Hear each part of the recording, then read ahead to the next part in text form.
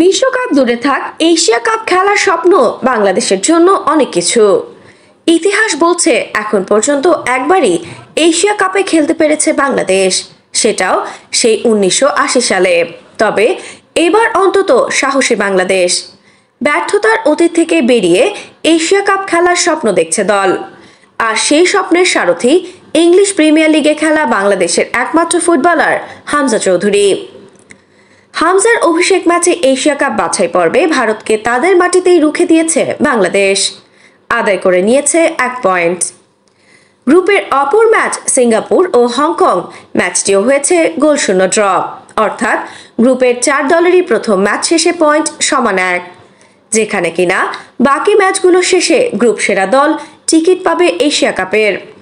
আর এই গ্রুপের সবচেয়ে শক্তিশালী দলটা ভারত, সেই ভারতকেই এবার তাদের মাটিতে নাস্তানাবুদ করেছে বাংলাদেশ, যে কারণে এবার অন্তত এশিয়া কাপের স্বপ্ন দেখছে কোচ হাভিয়ের কাবরেরা ও বাফুফে প্রধান তাবিথ আউয়াল। ভারতকে না হারাতে পারার আক্ষেপও ছিল কোচের কণ্ঠে। কাবরেরা বলেন, প্রথমার্ধে আমরা গোলের সুযোগ মিস করেছি, না হলে আমরা ম্যাচটি জিততে পারতাম। তবে ভারত এই গ্রুপের শীর্ষ বাছাই দল, সেই দলের বিপক্ষে 1 পয়েন্ট নেওয়াটা অবশ্যই আমাদের জন্য ইতিবাচক। আমরা এশিয়া কাপে খেলতে চাই। বাছাই পর্বে প্রতিটি দল একে অন্যের সঙ্গে হোম অ্যান্ড অ্যাওয়েতে খেলবে।